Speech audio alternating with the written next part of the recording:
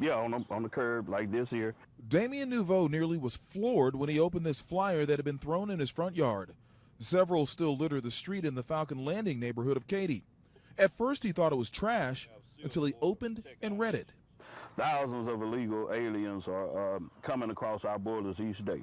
It was a flyer asking people to join the fight to protect U.S. borders and, in addition, join the Ku Klux Klan.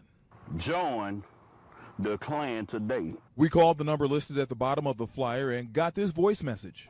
Thank you for calling the original Night Riders, Knights of the Ku Klux Klan. We would love to tell you more about our organization. Nouveau says he made contact with a representative when he called. When he told the person he too was genuinely concerned about border security, the person on the other end told him he wouldn't be allowed to join. So they say, no, only way you can become a member is if you're 100% Caucasian. This flyer wasn't meant for you. It's hard to believe the flyers were meant for anyone in this neighborhood. It's suburban, upper middle class, and extremely culturally diverse.